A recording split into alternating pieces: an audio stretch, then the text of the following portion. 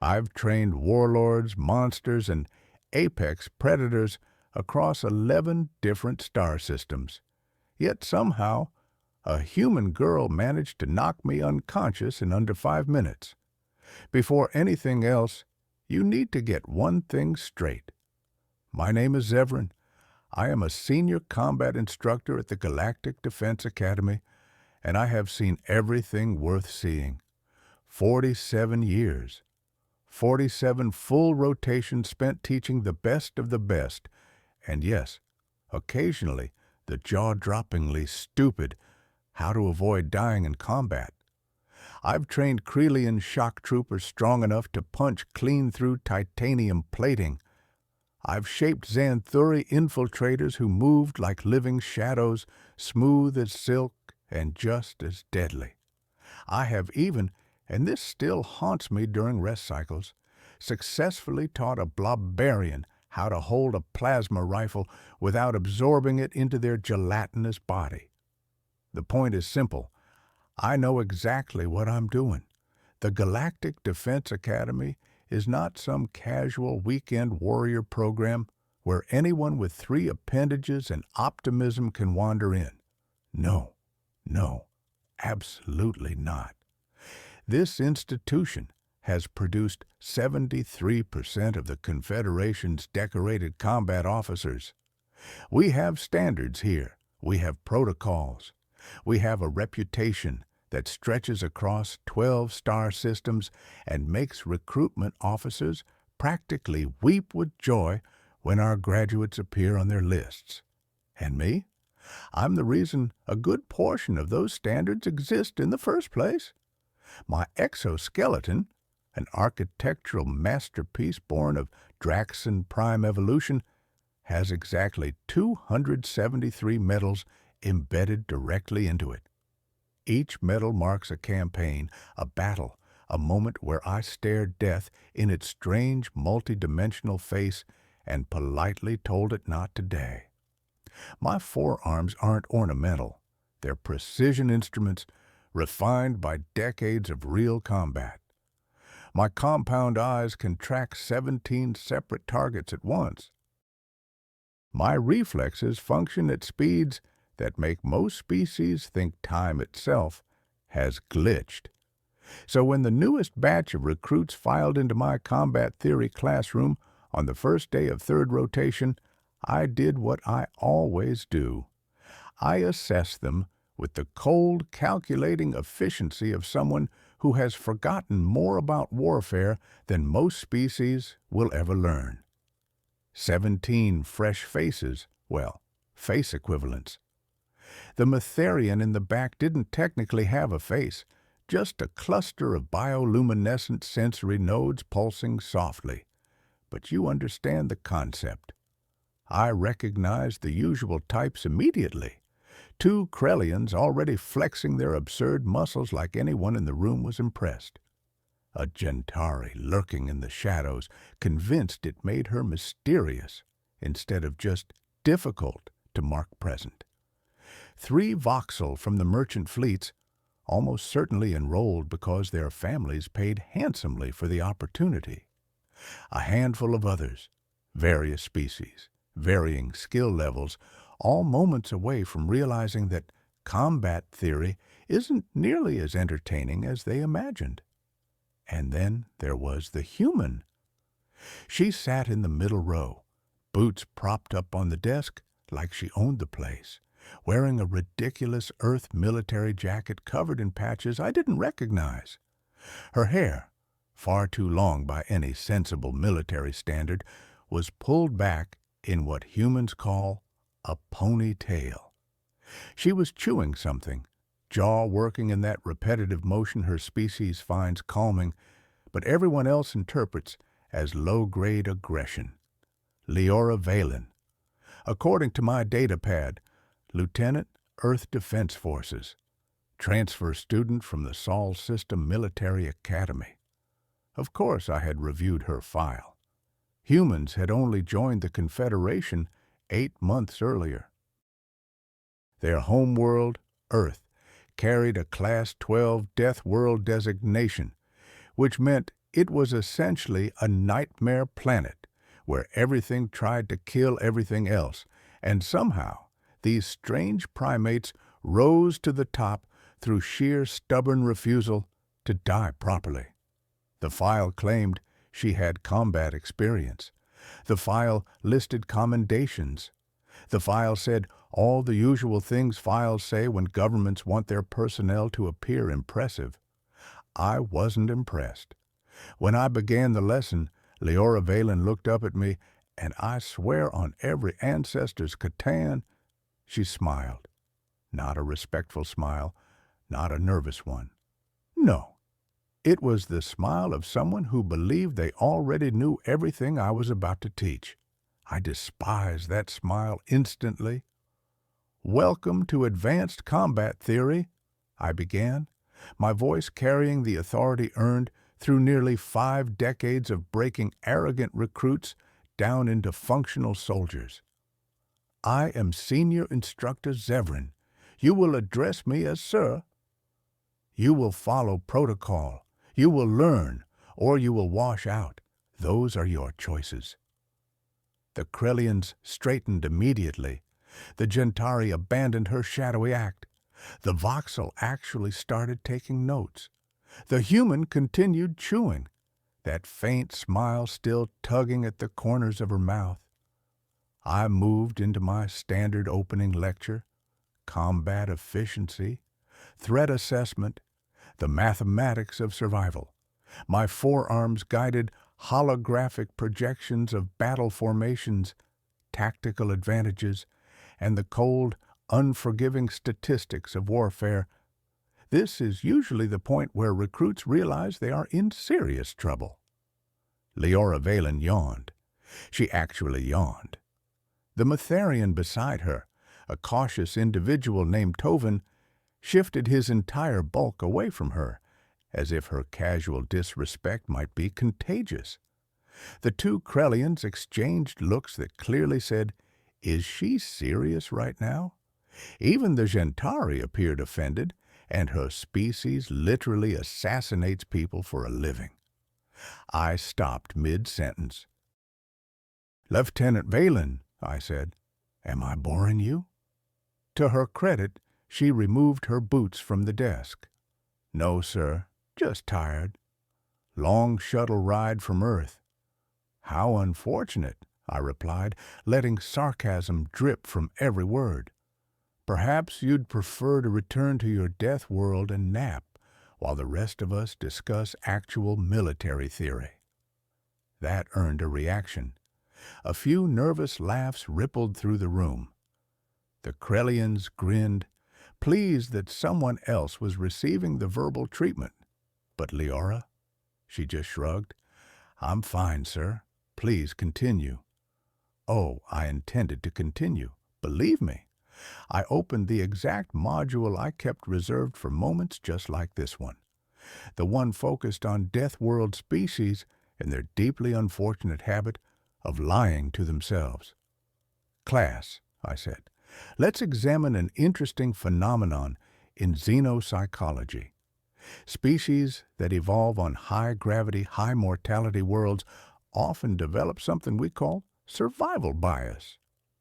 They believe, incorrectly, that because their planet tried to kill them every day, they are somehow superior to species that evolved through intelligence, planning, and efficiency." I looked straight at Leora. She met my gaze without hesitation, that infuriating smile still firmly in place. "These species," I continued, warming to the subject, "confuse pain tolerance with combat skill. They assume brute endurance makes up for tactical inferiority. They convince themselves that surviving miserable planetary conditions means they are—" I paused, checking my datapad, and I quote directly from human military documentation here, "special." The word special dripped with contempt when I said it. Several students glanced toward Leora, waiting for some kind of reaction. The Metherian had shifted so far away from her that he was practically perched on top of the xanthary, who looked ready to stab him out of principle alone. Leora raised her hand. "Yes, Lieutenant Valen," I said, already regretting acknowledging her existence. "Just a question, sir," she said calmly. "Have you ever fought a Deathworld species in actual combat? I mean outside of simulations?" The room went dead silent. You could have heard a Xanthary breathe, and they barely breathe at all. I felt my exoskeleton tense. "I have fought in 47 campaigns across 11 systems. Lieutenant, I have faced every major species in the Confederation in combat scenarios. My experience is not up for debate." "Right, right," she said, nodding as if she were seriously weighing my credentials. "But that's not really what I asked, sir." She tilted her head slightly. "Have you fought a human? Specifically?" "I have not had the displeasure," I replied coldly. "Your species joined the Confederation 8 months ago. Before that, you were busy hitting each other with sticks on your nightmare planet." She laughed. Actually laughed. "Fair enough, sir," she said, that same smile never leaving her face. "Just checking." It was at that exact moment I decided that before this rotation ended, I would personally teach Leora Valen her precise position in the galactic hierarchy of combat effectiveness. Somewhere very, very low. The lecture continued for another 20 minutes. I laid out the foundational principles of combat that had been tested and proven across countless battlefields. Proper stance, energy conservation, tactical positioning, all the elements that separate trained soldiers from enthusiastic corpses. Leora Valen took exactly 0 notes. When I finally opened the floor for questions, her hand shot up instantly. "Yes, Lieutenant," I said, already drained by her presence. "Sir," she said, rising smoothly to her feet in a motion that suggested respectable physical conditioning, for a human anyway. "I learn better by doing than by listening. Would it be possible to have a practical demonstration? Maybe a sparring session, so we can see these principles applied in real time?" The classroom erupted into whispers. The Krellians looked thrilled. The Voxel looked like they wanted to crawl under their desks.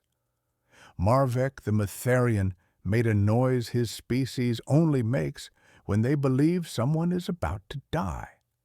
I felt my mandibles curl into a grin. Oh, this was perfect.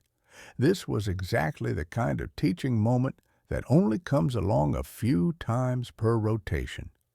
Every year, there's always one student who thinks they're special and needs a direct, physical lesson in humility. Normally, I let my teaching assistant Solric handle these cases, but this one was mine.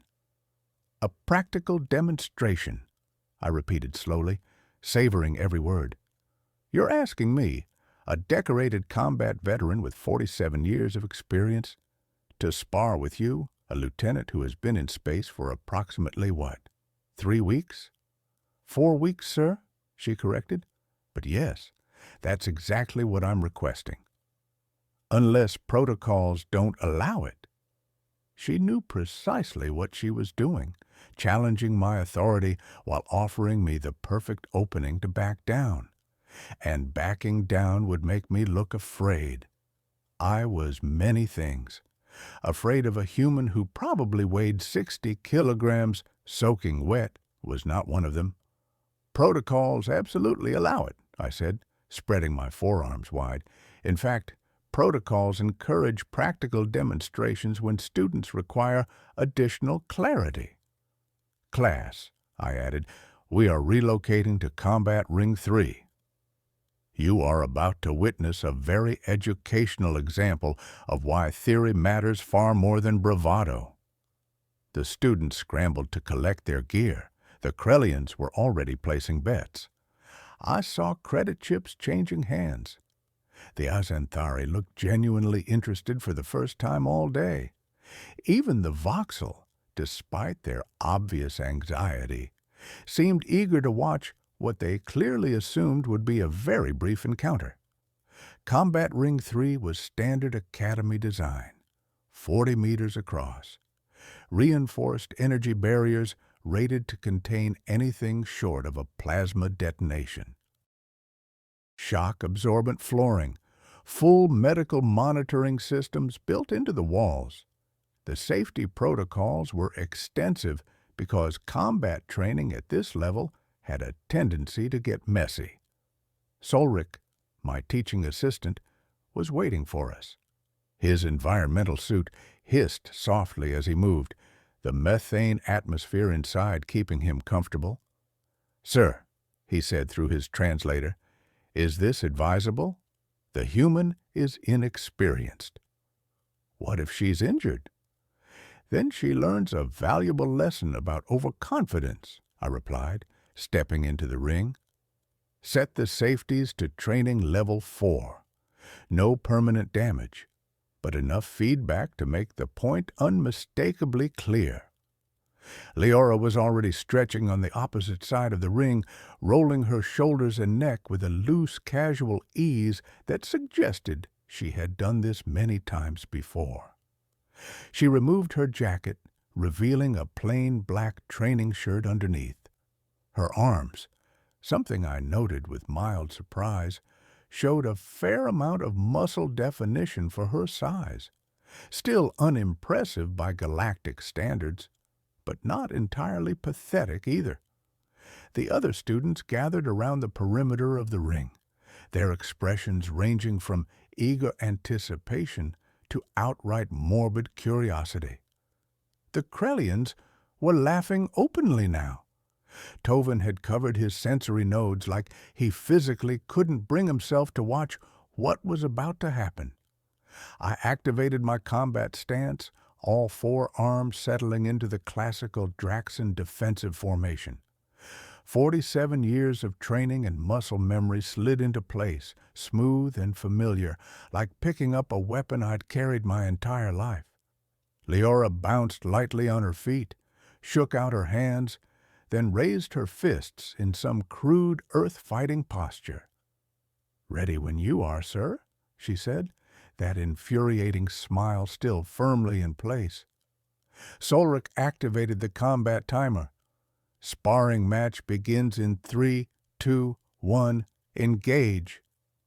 I decided to finish this fast and with as much mercy as the situation allowed.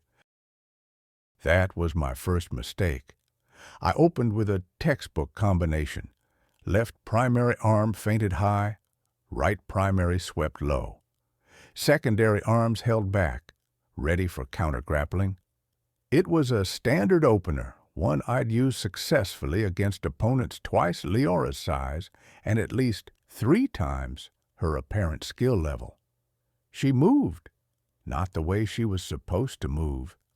According to every combat manual ever written, when facing a 4-armed opponent executing a high-low split attack, you either retreat to reassess or commit to blocking the more dangerous strike.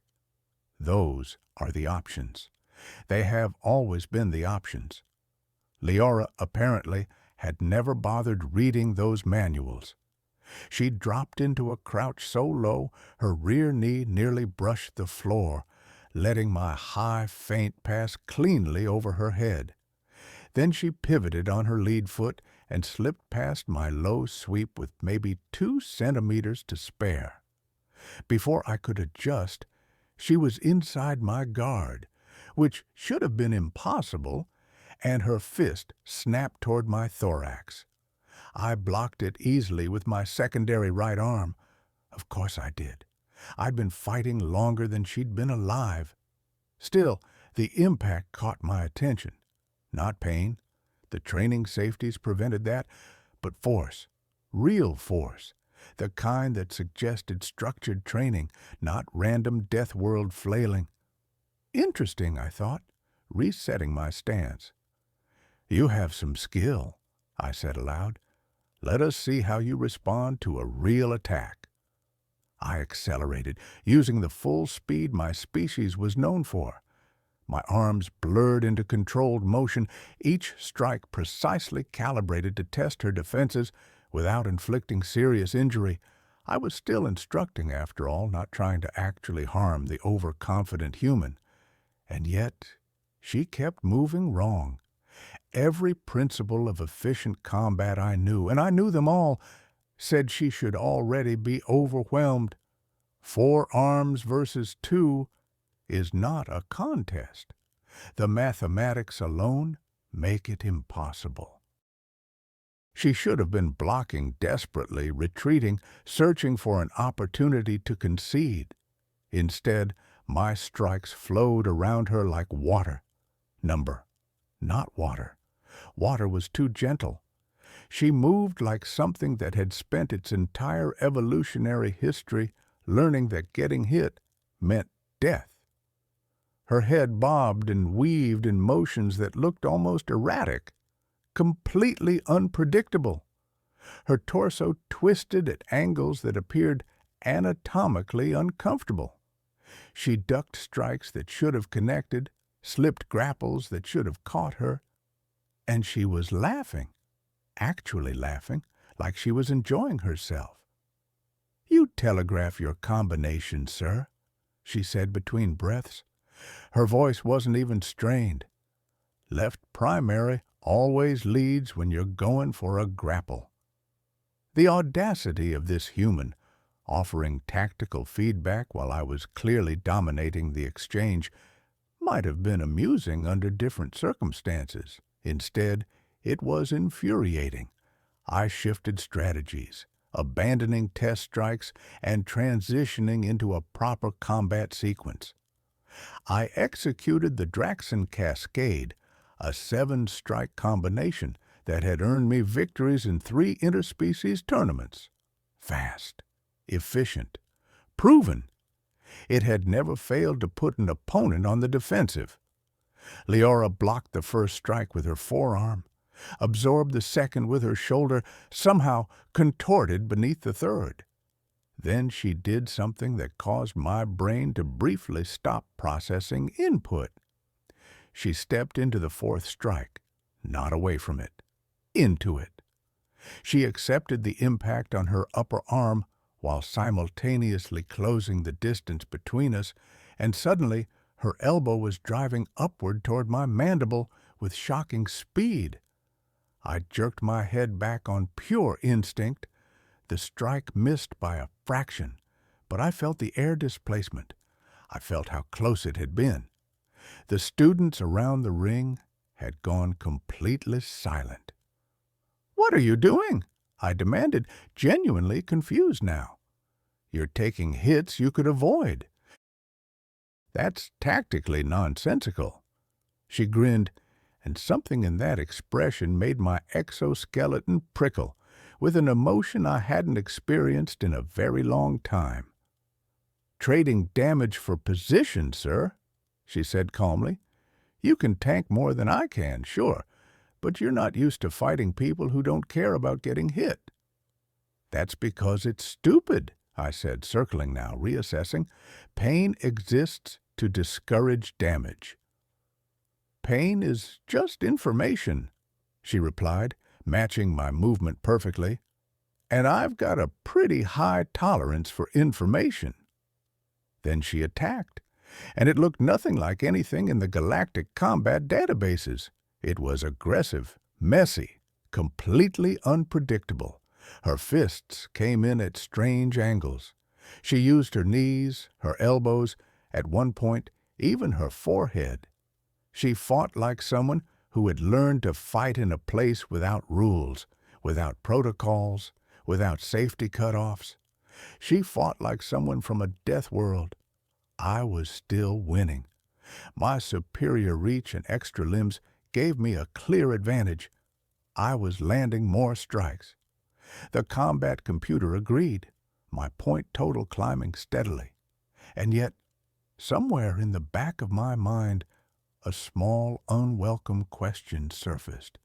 If I was winning, Why did it feel like I was losing control? The match had been going for 3 minutes and 40 seconds when Leora stopped smiling. I noticed instantly.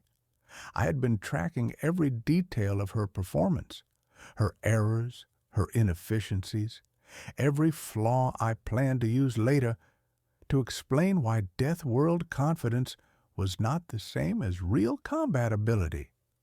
Her expression shifted from amused to something else entirely, something focused, something that made my compound eyes widen just slightly because I had seen that expression before on the faces of soldiers who had decided that survival was no longer negotiable. "Okay," she muttered quietly, almost to herself. "Let's try this for real." Before I could process the weight of that statement, everything about her changed. Not her body, not physically, but her movements shifted.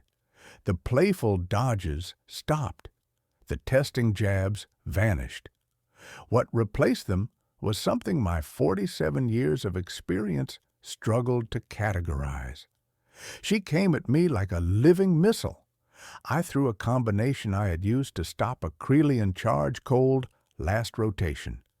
She walked straight through it, accepted the hits on her arms, shoulders, ribs, and kept advancing. The feedback from the impacts registered through my arms. I knew I was landing solid strikes. She did not slow. She did not stop. She did not flinch. I shouted in disbelief. This was insane. It violated every principle of combat efficiency I knew. Her response? Duck under my primary arms and drive her fist straight into my thorax plate, hard enough that the training safety screamed a warning. I staggered back, genuinely surprised. That had actually hurt.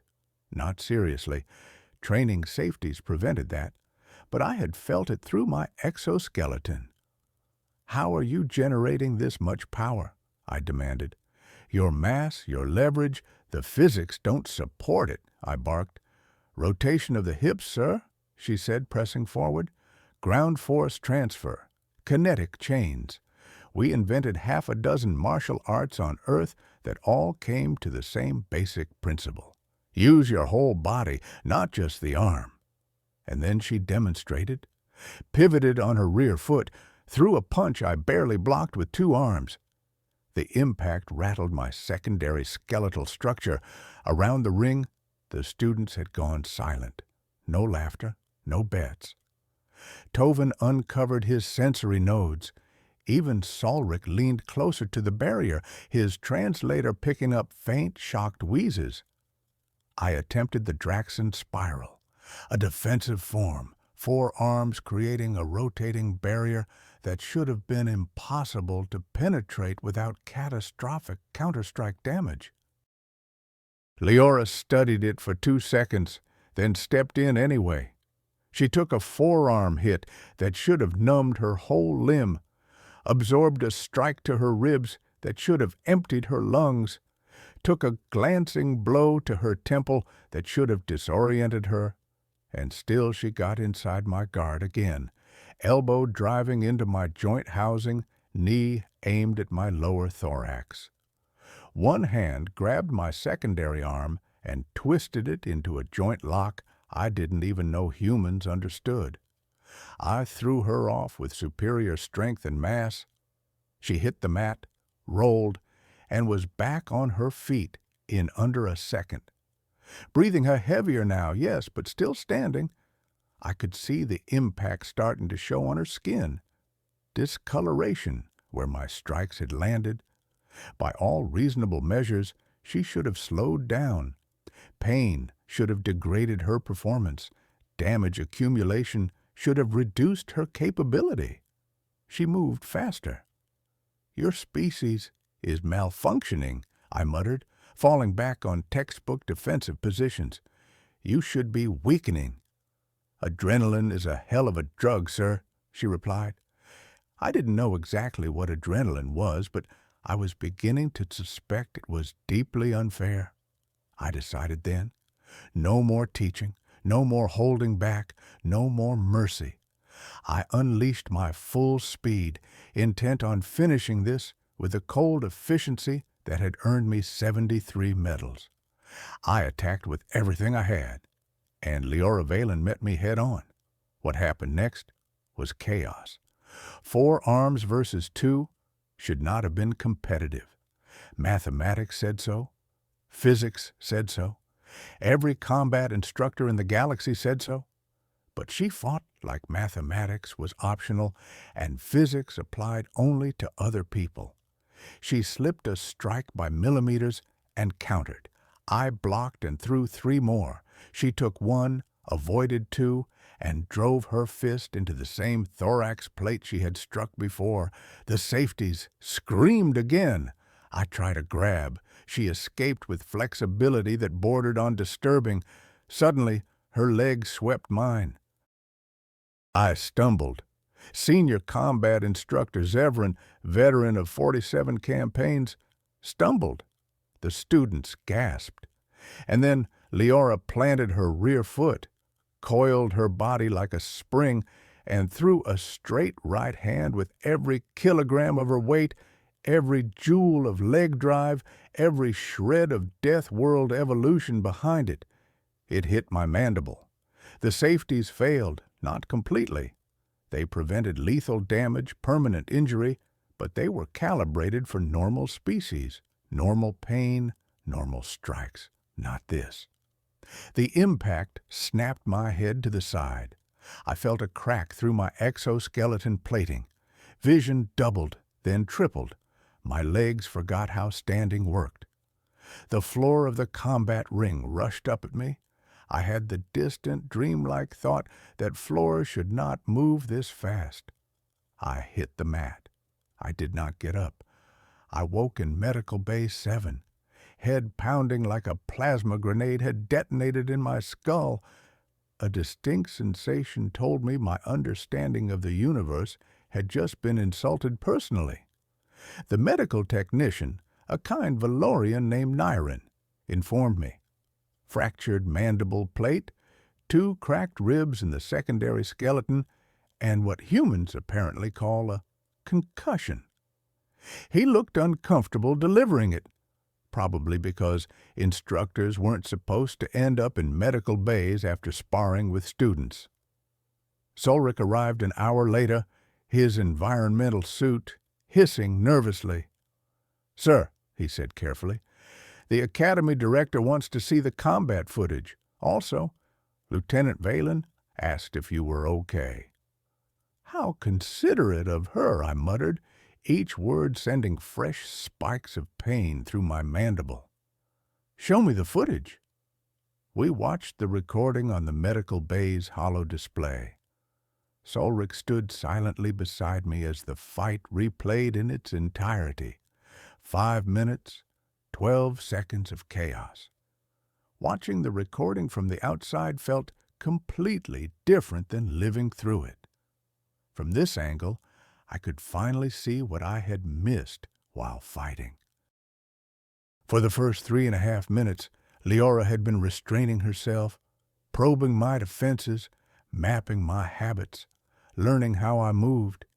When she finally changed pace, it was not panic or chance. It was a calculated decision, a clean tactical rid followed by brutal execution. "Pause it there," I said, indicating the moment she pushed straight through my Draxon cascade. "Pull up the biometric data." The display shifted to her vitals during that exchange. Her heart rate was elevated but steady. Oxygen use was high, yet well within sustainable limits. Then we looked at the pain receptor feedback. The combat ring tracked both participants, and the data made one thing painfully clear. She felt every single strike I landed. She simply chose to ignore it. "This is not normal," Solric whispered. "Sir, her species, they evolved on a world where their own immune systems attack them, where their star constantly floods them with radiation, where oxygen levels alone would poison most known species. They developed persistence hunting, chasing prey until it collapsed and died from exhaustion. They recover from injuries that would be fatal to others. They adapted to every extreme their nightmare of a planet could throw at them. I know what death worlds are, I said quietly. With respect, sir, I do not think you did. I do not think any of us truly did. We read the reports, memorized the statistics, but we never understood what those words actually meant. Solric gestured toward the frozen image of Leora's final punch. It means they do not stop. It means pain is just information. It means they fight like the universe itself is trying to kill them, because on their home world, it always was. The next day, Academy Director Commander Darrick came to see me. Her crystalline form scattered the medical bay lights into soft rainbows as she stood beside my bed. "Instructor Zevran," she said in that melodic voice of hers, "we are implementing new protocols for human students. They will be classified as specialist combatants. Their training programs will be revised accordingly." "Good," I managed to say. "Also," she added, and I could swear there was amusement in her tone, "Lieutenant Valen has formally requested you as her primary instructor for advanced combat courses. She stated, and I quote, that you are the first instructor who actually challenged her." I closed my eyes. Somewhere in the academy, a human was probably wearing that infuriating smile, and I lay there with 47 years of experience, suddenly aware that it meant very little against a species that evolved fighting gravity, radiation, disease, predators, and each other all at once. I was not special. She was.